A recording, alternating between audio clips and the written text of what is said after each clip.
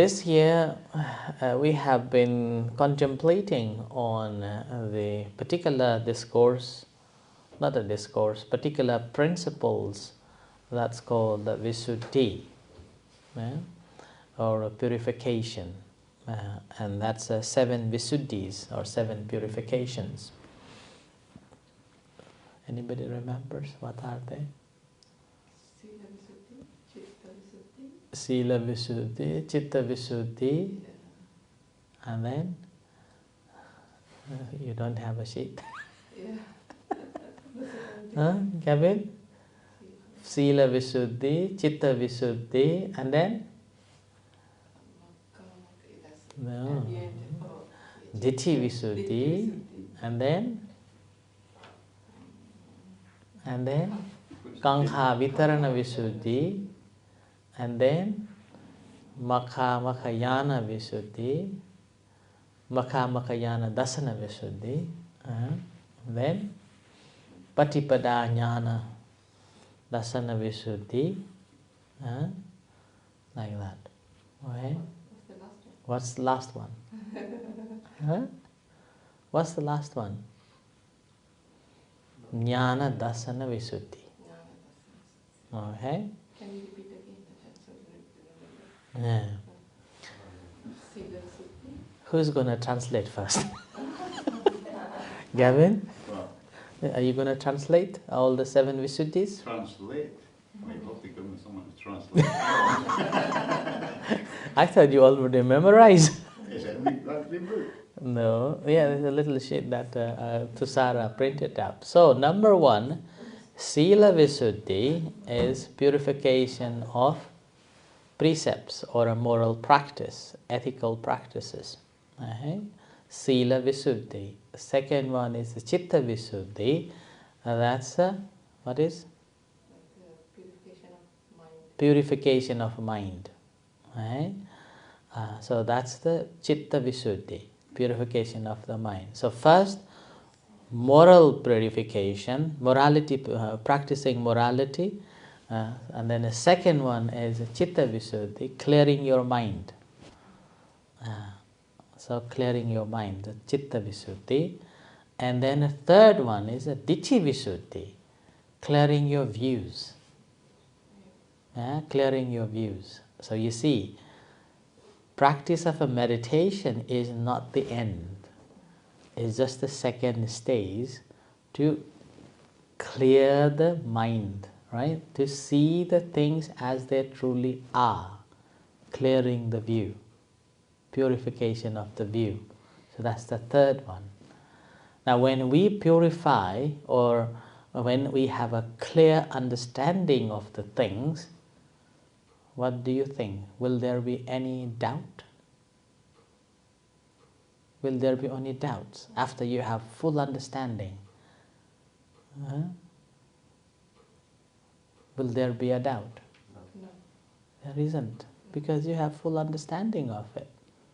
But if we don't know, then there is doubt. So that's why the fourth one is clearing the doubt. That's called purification of a doubt. And what's it called? Kankha Vitarani. Kankha Vitarani. Kankha means doubt. Vitarani means away. Right? And then after you don't have a doubt, then you know that which path to follow, which one to follow and which one not to follow. Understanding the path, so clearing the path. That's called the purification of the path. Makha Jnana Visuddhi.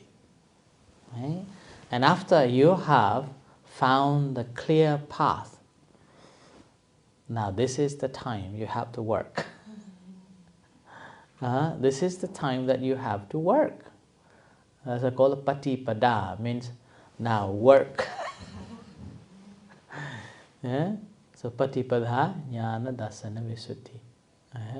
So you have understood that this path should be followed or should be practiced. And after you have practiced this path, what happens?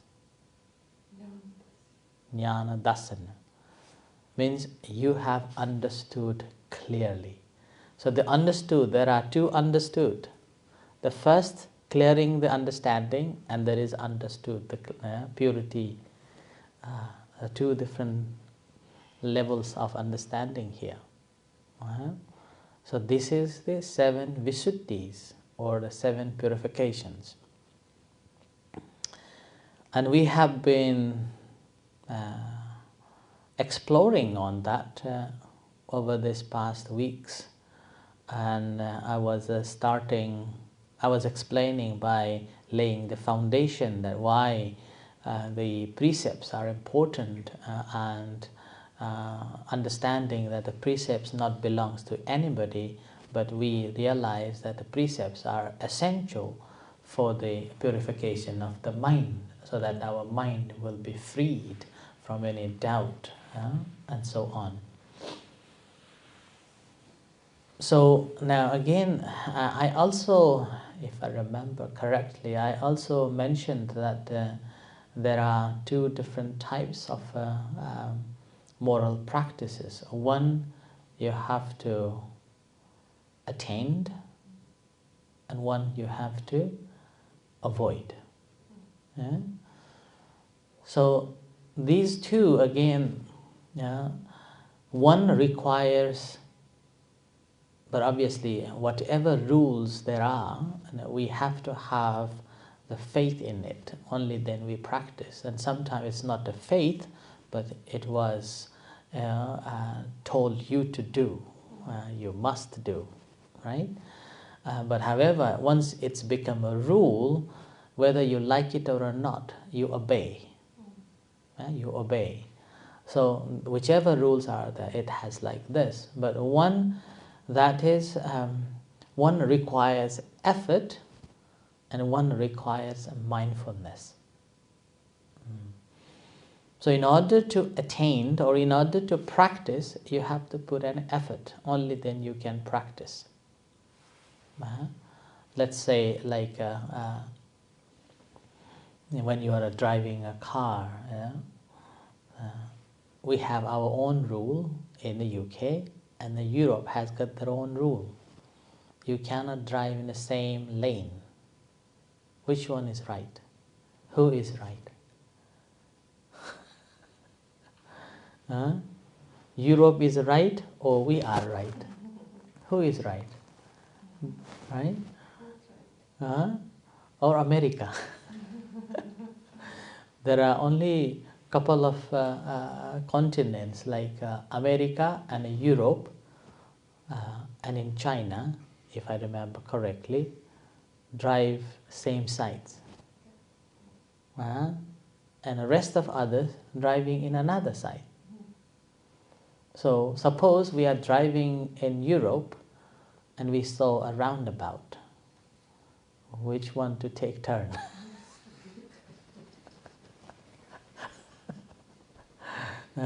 So that is called effort. You need an effort to remember these rules and practicing in accordance with that. So you have to have a faith here, right? Otherwise you will be, you will get a ticket. Especially nowadays, if you are driving into the bus lane in Aberdeen, bus gates, how much? £100. And then if you drove a car which is not a low emission, what's called EV, right?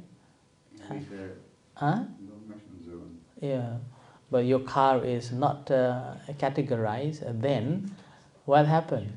You will be fined £70, I think, right? £70. So that's why we have to have this faith because of a fear or because of the penalties, right? And then we put in full effort to attain these rules, so to practice it, so that we will not be fined. That's why whenever nowadays when we go into the town, we always think, where is the basket? Where is the basket? And so we can avoid. Similar in the practice, we have a basic foundation, which is the 5 precepts, right? So we practice the 5 precepts. In start off with, put an effort to practice it. But later on, as we understand the cause and effects of it, we understand the effect of that action and see that how much it affects to our mind, how much it affects to our peaceful state of a mind, then what happens? Later on, we become mindful of it, that we will not be committing it anymore. So the avoidance becomes mindful avoidance. So you will be mindfully avoiding whenever it's possible. So that's why it's a mindful with the understanding the cause and effects. And that's why in the practice of a meditation, it's been always told us that if you haven't practiced Sila or the precepts properly, the moment when you come to meditate, what happens is that your mind is not in a peaceful state. You cannot concentrate. Your mind will be going back to the things that you have done. But whereas if you have been practicing it, then we understand that it's much better, that mind simply settles and calms down. So that's why after seeing this cause and effects, in our day-to-day life, it becomes a part of the life. The precepts becomes a part of yourself. Without you thinking, automatically when these things comes, you become a mindful, oh, this is not supposed to do. You become a mindful and you avoid committing that. Right? But to attain until this stage, again, not just put an effort to practice.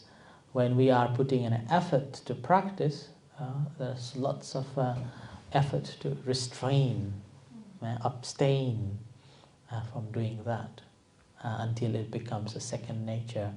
Like us, for me, myself, being a monk maybe too long.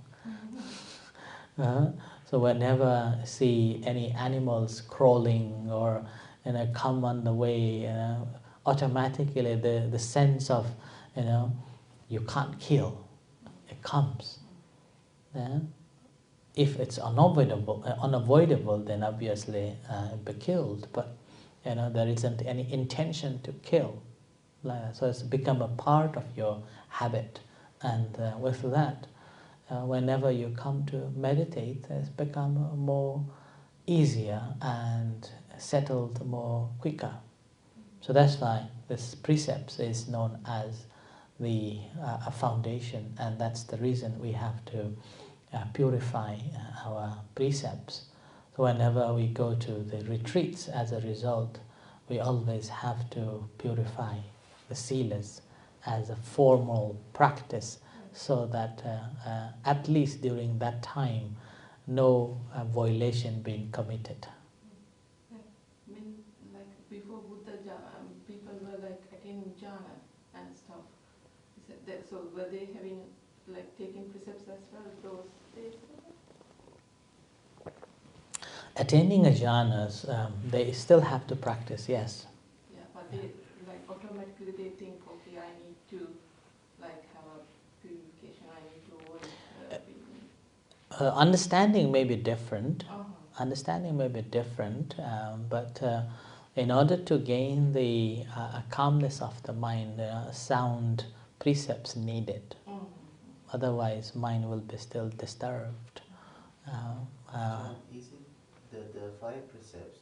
It's not started from the Buddhism, and it was there in that time in India, I believe. Yeah. It wasn't started by him. He simply used it as a foundation ground that it's a common practice that if the members of a community are practicing, then it brings the harmony in the community as well as individuals, creating a more security within themselves.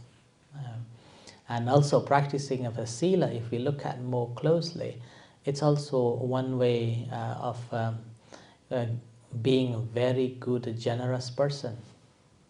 Yeah? It's one of the greatest generosity practicing Sila.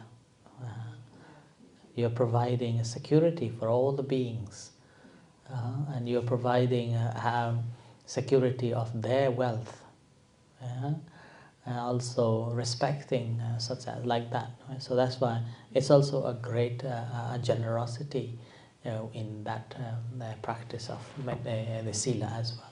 Yeah, Yeah. community, like people around you feel safe. Yeah. Trust, Yeah. trust. Yeah. Right, okay, I think I will stop here.